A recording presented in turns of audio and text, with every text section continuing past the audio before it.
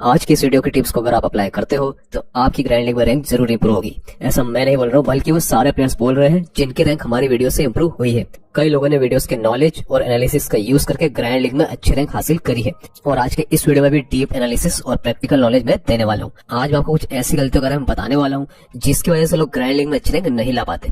इन गलतियों को आपने सुधार लिया तो आपकी ग्रैंड लीग का सफर आसान हो जाएगा।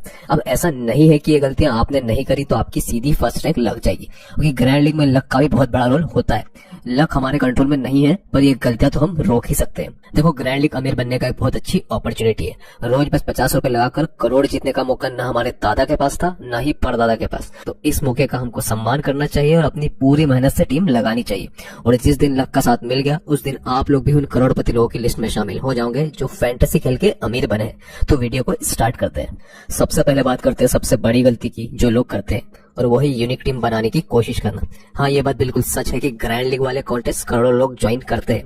मतलब फर्स्ट रैंक लाने के लिए आपको ऐसे टीम बनानी पड़ेगी जो इन लोगों की टीम से अच्छी हो, और इसलिए लोग कई बार पूरी रिस्क की टीम लेकर जाते हैं जिसमें सारे प्लेयर 30 से कम सिलेक्शन परसेंटेज वाले होते हैं। अब आप अगर ऐसा करते हो तो आपके ग्रैंड लीग जीतने के चांसेस 1% भी नहीं होंगे, क्योंकि जनरली कोई मैच ऐसा नहीं होता है जिसमें ड्रीम टीम के सारे प्लेयर्स का सिलेक्शन परसेंटेज कम हो। आपको एक ना एक प्लेयर तो ज्यादा सिलेक्शन परसेंटेज वाला मिल ही जाएगा। तो इस टाइप की यूनिक टीम बनाने की कोशिश मत करना। रिस्क से इश्क करो, पर इतना भी मत करो कि वो बाद में धोखा दे दे। आपको हमेशा बैलेंस टीम के साथ मैदान में जाना चाहिए, जिसमें कुछ रिस्की प्लेयर हो और कुछ सेफ प्लेयर्स। ऐसे में आपके जीत के चांसेस मैक्सिमम होंगे। अब मैं आपको टीम बनाने के लिए एक बहुत ही इंपॉर्टेंट टिप देने वाला हूँ, पर उससे पहले बात करते हैं एक नई गलती की जो आजकल लोग करते हैं। देखो, ड्रीम 11 कई नए फीचर निकालता रहता है जिससे हमें टीम बनाने में काफी हेल्प मिलती है, जैसे ड्रीम टीम परसेंटेज हो गया, एवरेज पॉइंट, सिलेक्शन परसेंटेज और भी बहुत कुछ। पर कुछ फीचर ऐसे भी होते हैं जो हमारे ग्रैंड लीग का खेल बिगाड़ सकते हैं, और उसमें से एक फीचर है गुरु टीम्स।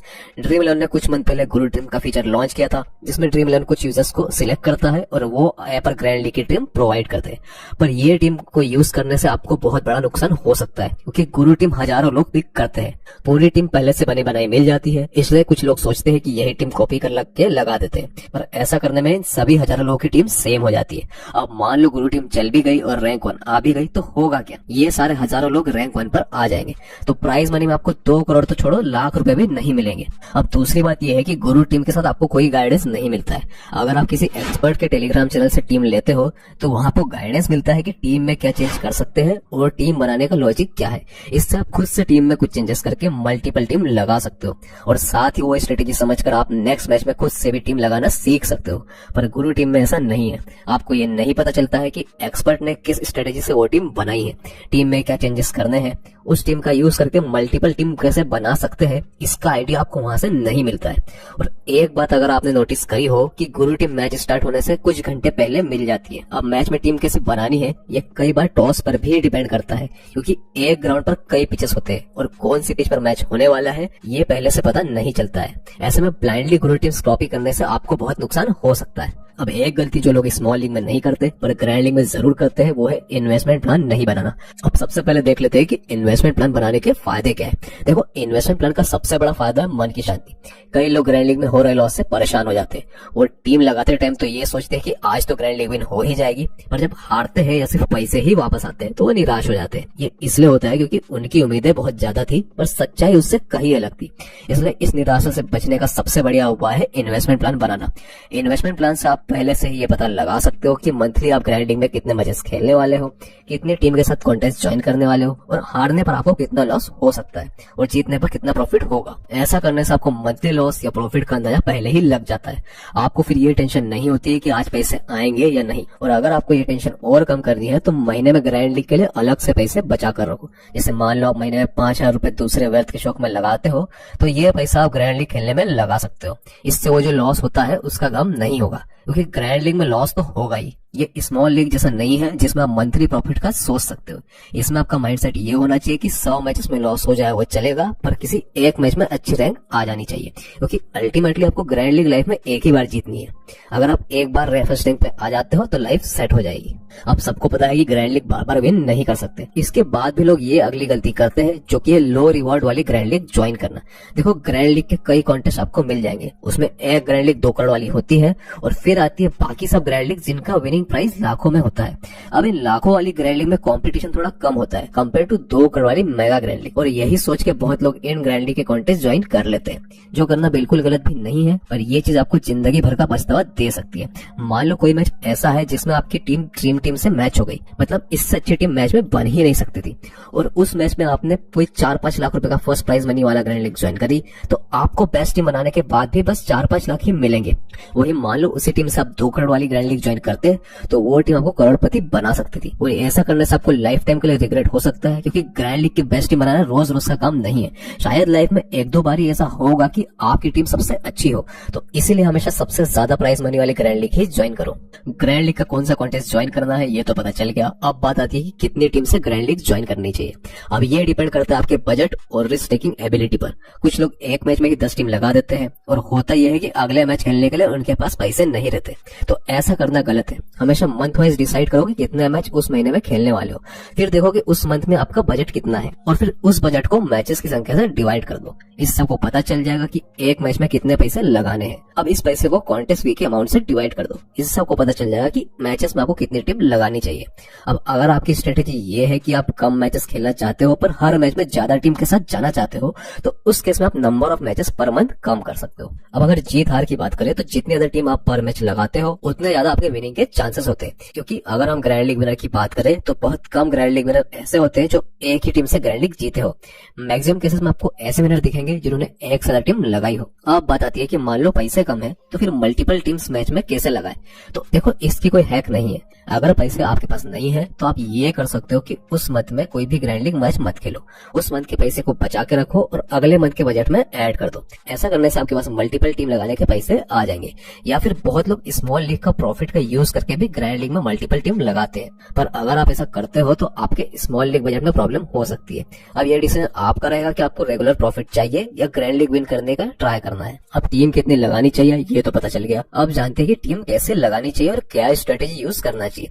देखो ग्रैंड लीग में 100 से ऊपर स्ट्रेटेजीज और कॉम्बिनेशन है जो अलग अलग पिच, वेदर और मैच पर डिपेंड करते हैं, और इसमें से कई स्ट्रेटेजीज तो हम पुराने वीडियोस में डिस्कस भी कर चुके हैं। पर इतने सारे स्ट्रेटेजीज को मैच के टाइम पर याद रखना मुश्किल है, स्पेशली तब जब आपको 15-20 मिनट के अंदर ही मल्टीपल टीम बनानी होती है। तो ऐसे में आपको हर कंडीशन के लिए एक स्ट्रेटेजी सोच के रखनी चाहिए और उस पैच की सारी टिप्स उसी स्ट्रेटेजी के बेसिस पर बनानी चाहिए। इसको एक एग्जांपल समझेंगे तो ज्यादा अच्छे से समझ आएगा। जैसे मान लो एक स्ट्रॉन्ग और एक वीक टीम का बॉलिंग पिच पर मैच है और वीक टीम पहले बैटिंग कर रही है। इस केस में स्ट्रेटेजी आपकी ये हो सकती है कि स्ट्रॉन्ग टीम के ओपनिंग 3 बैट्समैन लो, वही स्ट्रॉन्ग टीम के 4 से 5 बॉलर लो, और बाकी बचे 3-4 प्लेयर वीक टीम के बैट्समैन या ऑलराउंडर लो, क्योंकि चांसेस कम है कि वीक टीम कोई विकेट ले पाएगी और इसके चांसेस बहुत ज्यादा है कि वीक टीम कम स्कोर पर ऑल आउट हो जाएगी।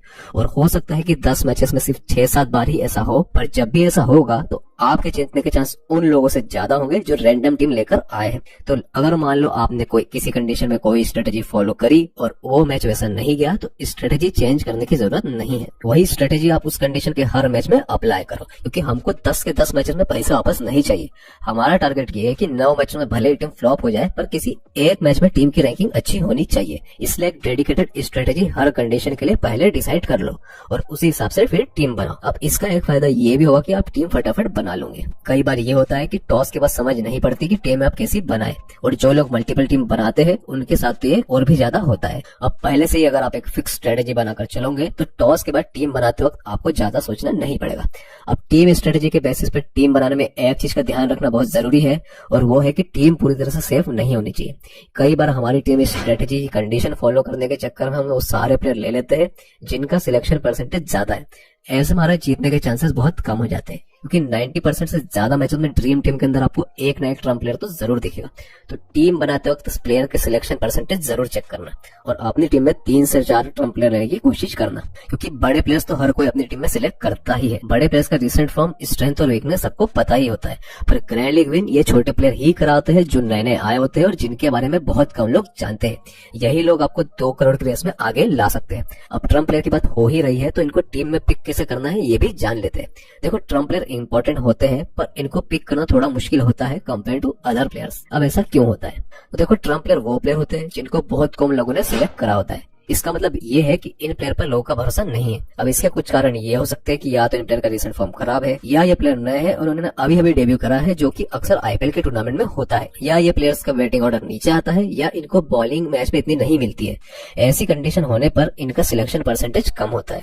अब बात आती है कि अगर रिसेंट फॉर्म खराब है और प्लेयर नया है तो इन प्लेयर्स को पिक कैसे करें? देखो, 2-3 तरीके से आप इन प्लेयर्स को पिक कर सकते हो। पहला तरीका है वेन्यू की कंडीशन देखो और उस कंडीशन में प्लेयर परफॉर्म कैसा करता है वो देखो। इससे आपको कुछ प्लेयर ऐसे मिल जाएंगे जो उस कंडीशन के लिए ही बने हैं। और कई बार टीम भी ऐसे प्लेयर को इसीलिए खिलाती है क्योंकि वो इन परिस्थितियों में परफॉर्म करना जानते हैं। अब दूसरा तरीका ये है कि वो प्लेयर ढूंढो जिनके बैटिंग ऑर्डर ऊपर हो या बॉलिंग में वो डेथ ओवर में बॉलिंग करते हो। देखो, बैटिंग ऑर्डर ऊपर होने का एक फायदा ये है कि बैटिंग तो आ ही जाएगी, तो उस प्लेयर के पॉइंट स्कोर करने के चांसेस ज्यादा रहेंगे। कई बार ऐसा होता है कि प्लेयर का बैटिंग ऑर्डर लो होता है जिससे उसकी बैटिंग नहीं आती और वो पॉइंट नहीं दे पाता। पर अगर किसी प्लेयर का बैटिंग ऑर्डर ऊपर है और सिलेक्शन परसेंटेज लो है, मतलब उस प्लेयर पे हम बैट ले सकते हैं। वहीं अगर कोई बॉलर टीम में ऐसा है जिसका सिलेक्शन परसेंटेज कम है पर वो डेथ ओवर में बॉलिंग करता है, ऐसे प्लेयर को टीम में लेना काफी फायदेमंद हो सकता है।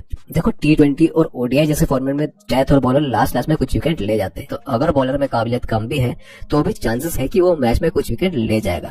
ऐसे केसेस में दूसरे लोग तो उस बॉलर को इग्नोर कर देंगे और हमको विन करने का एक अच्छा मौका मिल जाएगा। तो ट्रम्प प्लेयर पिक करने के लिए आपको थोड़ी मेहनत एक्स्ट्रा तो करनी पड़ेगी। और कई बार तो ऐसा होता है कि लाइनअप के बाद ही हमको पता चलता है कि एक नए प्लेयर को टीम मौका देने वाली है। ऐसे में उस प्लेयर के बारे में पता लगाने का टाइम हमारे पास नहीं होता, इसलिए सारे प्लेयर्स को एनालिसिस मैच के लाइनअप के पहले ही कर लो। इससे आप लाइनअप के बाद कोई नए प्लेयर के एंट्री के लिए प्रिपेयर्ड रहोगे। अब प्लेयर और टीम के स्टैट्स और क्रिकेट के नॉलेज का यूज तो हर फैंटेसी प्लेयर करता है, पर एक ऐसी चीज है जो अगर आप कर लेते हो तो आप लाखों लोगों से आसानी से आगे निकल सकते हो। ये वो चीज है जो बहुत लोग इग्नोर कर देते हैं और आज भी कुछ चुनिंदा लोग ही इस चीज का यूज करते हैं। मैं बात कर रहा हूँ ड्रीम 11 के डेटा की। प्लेयर ने लास्ट 5 मैचेस में कितने रन बनाए या कितने विकेट लिए, ये तो हमको इंटरनेट से पता चल जाता है, पर फैंटेसी पॉइंट, सिलेक्शन परसेंटेज और कैप्टन परसेंटेज का एनालिसिस आप सिर्फ ड्रीम 11 के अंदर ही कर सकते हो। अब ये आप बहुत ही आसानी से कर सकते हो। बस जो टूर्नामेंट आप खेल रहे हो उस टूर्नामेंट में पिछले सारे मैचेस का ड्रीम टीम देखो और एनालाइज करो कि उसमें प्लेयर्स कैसे निकल के आ रहे हैं। कितने प्लेयर ड्रीम टीम में ज्यादा सिलेक्शन परसेंटेज वाले हैं, कितने प्लेयर का सिलेक्शन परसेंटेज 30 से कम है, ड्रीम टीम के जो कैप्टन होते हैं उनका कैप्टन परसेंटेज क्या होता है, उनका सिलेक्शन परसेंटेज क्या होता है। ये एनालिसिस से आपको प्लेयर सिलेक्ट करने का पूरा आइडिया हो जाएगा, क्योंकि ड्रीम 11 का डेटा से हमको कई बार ऐसे पैटर्न मिलते हैं जो ग्रैंड लीग में बहुत काम आ सकते हैं। जैसे वर्ल्ड कप 2023 की ही बात कर ले तो मात्र 20% मैचेस ऐसे थे जिसमें बॉलर ड्रीम टीम के कैप्टन थे, वही 50% से ज्यादा मैचेस में बैट्समैन ड्रीम टीम का कैप्टन था। अब इस एनालिसिस से हमको ये समझ आ गया कि अगर बैट्समैन को कैप्टन बनाएंगे तो हमारे जीतने के चांसेस 50% से ज्यादा हो जाएंगे, तो फिर हम अगले वर्ल्ड कप मैचेस में बैट्समैन को ही ज्यादातर टीम में कैप्टन बनाएंगे। पर एक चीज का ध्यान रखना कि जो भी टूर्नामेंट आप खेल रहे हो उसके 10-20 मैच हो जाने दो, उसके बाद ही डेटा का एनालिसिस करो, क्योंकि ड्रीम 11 का डेटा आपको टूर्नामेंट के हिसाब से देखने को मिलता है। ऐसे में कुछ मैचेस हो जाने के बाद ही आपको सही से पैटर्न देखना स्टार्ट होंगे। अब शायद आपके पास इतना टाइम ना हो कि आप ड्रीम 11 का डेटा निकालो, तो कुछ मेहनत मैंने आपके लिए कर दी है, तो अगली दोनों टिप्स इसी पर बेस्ड है। पहली टिप ये है कि सेफेस्ट कैप्टन चॉइस को कैप्टन मत बनाओ। अब सेफेस्ट कैप्टन वो होता है जिसको सबसे ज्यादा लोगों ने कैप्टन बनाया होता है। ये वो प्लेयर होते हैं जिन्होंने लास्ट कुछ मैचेस में जोरदार परफॉर्मेंस दिया होता है और लोगों को लगता है कि इनका चाहिए प्लेयर फिर एक बार वही परफॉर्मेंस दोहराएगा, पर लोग ये भूल जाते हैं कि खिलाड़ी भी इंसान ही होते हैं। कोई भी प्लेयर ऐसा नहीं है जो हर मैच में सेंचुरी मारे या हर मैच में 5 विकेट ले। तो जो प्लेयर को सबसे ज्यादा लोगों ने कैप्टन बनाया है उसको कैप्टन मत बनाओ, क्योंकि बहुत चांस है कि वो प्लेयर फिर से वही परफॉर्मेंस नहीं दोहराएगा। इसके आपको कई एग्जांपल देखने को मिल जाएंगे। जैसे वर्ल्ड कप 2023 में वार्नर को ही देख लो। वार्नर ने पाकिस्तान के खिलाफ 163 रन की बनाए, फिर नीदरलैंड के खिलाफ सेंचुरी मारी और 104 रन बनाए, और अगले मैच में फिर अपना फॉर्म कंटिन्यू रखा और न्यूजीलैंड के खिलाफ 81 रन की पारी खेली। और नतीजा ये निकला कि अगले मैच में वार्नर को 37% लोगों ने अपनी टीम में कैप्टन पिक करा। मतलब 1 करोड़ लोग अगर ग्रैंड लीग कॉन्टेस्ट ज्वाइन करते हैं तो 37 लाख लोगों ने तो वार्नर को ही कैप्टन बनाया है। इन लोगों को लगा वार्नर फिर एक बार लंबी पारी खेलेगा और इनको जिताएगा, पर नतीजा ये निकला कि वार्नर 15 रन पर ही आउट हो गया और इन लोगों का सपना टूट गया। तो उस दिन आप किसी और प्लेयर को कैप्टन बनाते तो आप इन 37 लाख लोगों से आसानी से आगे निकल जाते। और ये सिर्फ कुछ चुनिंदा मैचेस की कहानी नहीं है। अगर आप सारे मैचेस की ड्रीम टीम देखो तो आपको मात्र 5 या 10% मैचेस ही ऐसे मिलेंगे जिसमें सबसे ज्यादा कैप्टन परसेंटेज वाला प्लेयर ड्रीम टीम का कैप्टन हो। अगर आप 10 या उससे ज्यादा टीम पर मैच लगाते हो तो आपको एक टीम में इन प्लेयर को कैप्टन बना सकते हो। अगर कम टीम लगाते हो तो फिर आपको ऐसे केसेस में इन प्लेयर को कैप्टन बनाने का कोई फायदा नहीं है। अब सबसे ज्यादा कैप्टन परसेंटेज वाले प्लेयर को कैप्टन नहीं बनाना है, ये तो हम समझ गए, पर इसका मतलब ये भी नहीं है कि ट्रम्प प्लेयर को ही कैप्टन बना दो, क्योंकि हम अगर ड्रीम 11 का डेटा देखें तो मात्र 15% मैचेस ही ऐसे होते हैं जिनमें ट्रम्प प्लेयर ड्रीम टीम का कैप्टन होता है। देखो, ट्रम्प प्लेयर को टीम में लेना बहुत जरूरी है, क्योंकि कई बार कम सिलेक्शन परसेंटेज वाले प्लेयर अच्छा परफॉर्म करते हैं, पर वो इतना भी अच्छा परफॉर्म नहीं करते कि सीधा ड्रीम टीम के कैप्टन ही बन जाए। ड्रीम टीम के कैप्टन आमतौर पर बड़े प्लेयर ही बनते हैं जो लंबी पारी खेलकर या 3-4 विकेट लेकर सबसे ज्यादा पॉइंट देते हैं। ट्रम्प प्लेयर के पास अनुभव की कमी होती है, जिनसे उनके एक्सेप्शनल परफॉर्मेंस के चांसेस कम होते हैं। अब अगर आप ट्रम्प प्लेयर को कैप्टन बना ही रहे हो तो किसी डेथ ओवर के बॉलर को बनाओ बजाय किसी बैट्समैन के, क्योंकि लास्ट में किसी नए बॉलर के एक साथ 2-3 विकेट लेने के चांसेस ज्यादा होते हैं कंपेयर टू कोई नया बैट्समैन के सेंचुरी मारने के। लास्ट में बैट्समैन मारने के चक्कर में कई बार अपने विकेट गवा देता है और बॉलर्स को फ्री में विकेट मिल जाते हैं। अब अगर आप 6 या उससे ज्यादा टीम्स एक मैच में लगाते हो तो आपका ट्रम्प प्लेयर को कैप्टन बनाना बनता है, क्योंकि 10-15% मैचेस ऐसे हो जाते हैं जिसमें ट्रम्प प्लेयर सबको चौंका के सबसे ज्यादा पॉइंट दे जाता है। तो आज का ज्ञान यही खत्म करते हैं।